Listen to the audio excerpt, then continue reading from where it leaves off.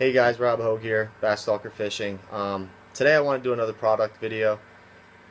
Um, this one's going to be really good for the beginners. It's actually in a series of videos I'm going to do later on, the top 5 baits that every beginner should know how to fish. And it's stickworms. Stickworms like a Senko or a Yum Dinger. This one is the Zoom Fluke stick. As you can see behind me, I use Zoom for pretty much all my plastic needs when it comes to fishing.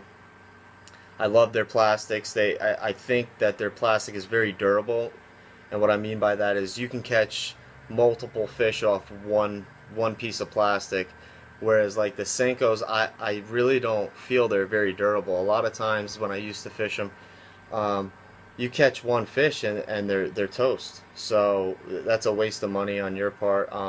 The Fluke stick fish is very comparable to that, and also I think there's an attribute to the Fluke stick that makes it a little more realistic to the fish, and it's this little signature fluke tail. It just makes it look like a fish. When that thing's sinking, it looks like a dying bait fish.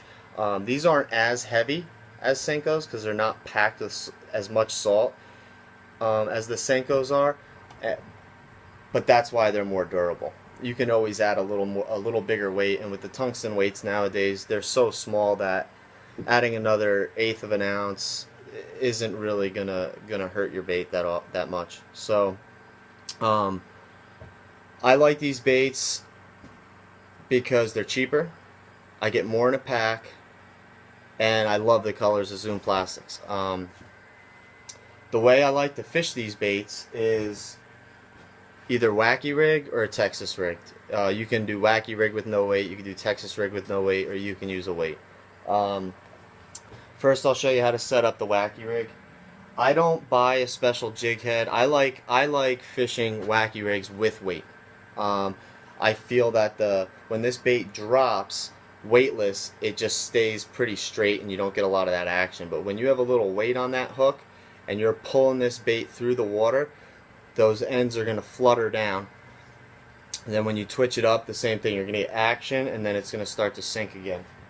So what I do is I'll thread whatever weight I want to use. I'll thread it onto my line. This is a 1/8 ounce tungsten weight, and I'll peg the weight. And what pegging the weight means is you don't want that weight to slide up and down when you're fishing this way.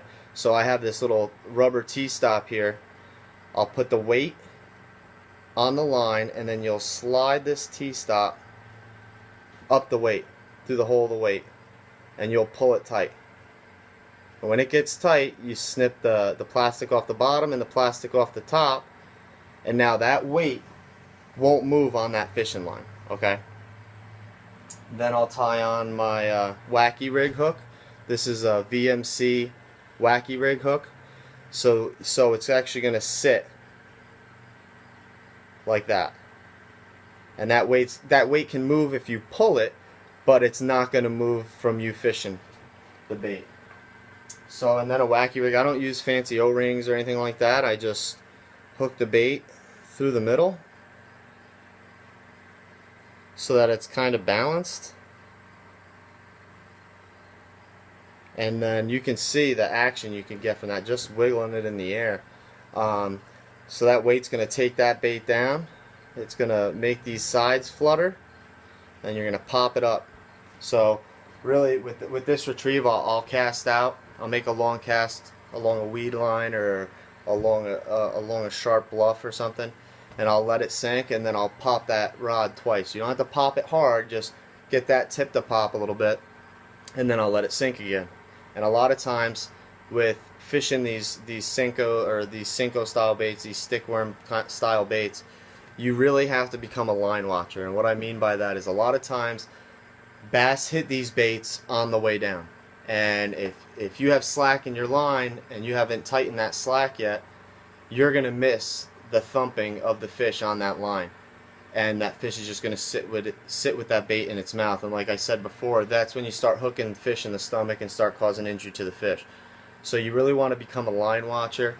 So what I would do is I would cast the bait out, I'd let it fall, I'd give it 2 quick little twitches, just getting the tip of my rod to move, and then I'd let it fall and I'd start reeling in my slack, and I'd watch my line as that bait's falling. And if I see a twitch, or if I see that, a lot of times you'll just see that line change direction and start swimming to the side. That's when you reel up that slack and just lift up on the rod, and you got them. Those Wacky Rig hooks are very sticky hooks. Not a lot of fish get off of them. Another way to fish them is Texas rigged.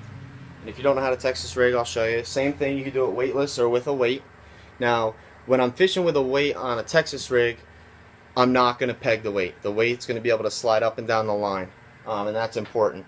But what I do here, I have a 3/0 EWG VMC hook. It's an extra wide gap hook, and all you're going to do is you're going to put the hook down the center of your fluke stick, probably about a 1/4 of an inch. Then you're going to pull that worm out. You're going to slide it all the way up so that it goes over that little notch. See how it sits on that notch? And then you're going to look where that worm crosses the hook. And you're going to put that hook straight through that spot in the center of the worm so that it comes out the other side. Right? Now what I'm going to do is I'm going to pinch the worm. I'm going to kind of lift it and just bury that tip, the tip of that hook, into the worm. Now look how weedless that is. I can run my finger across it. It's not grabbing me. If it's not grabbing me, it's not going to grab the weeds. So you'll end up having something like this with the weight on top of the hook. Now the way to fish these, it's pretty much the same thing. You can cast out. You can keep the rod low and give sideways twitches, or what I like to do, probably the most basic way and the most effective way, is to just cast that rod out, let it sink to the bottom, lift, sink. Reel your slack, watch your line, lift, sink, reel your slack, watching your line the whole time. And if you see it twitch, you see one little pop, you see that bait starting to swim to the side, that's when you reel down, set that hook, and again, you got them.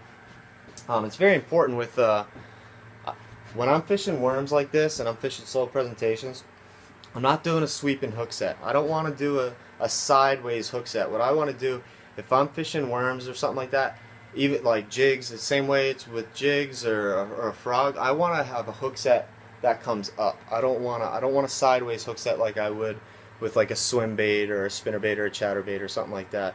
I want to come up with the hook set. But they're great baits. Like I said, I don't buy Senkos anymore. I love the color. I love the durability of the bait. It allows me to put more fish in the boat per bait, so I'm not spending so much money on plastics. And they have great colors. But that's pretty much it, guys. We'll talk to you again soon. Thanks.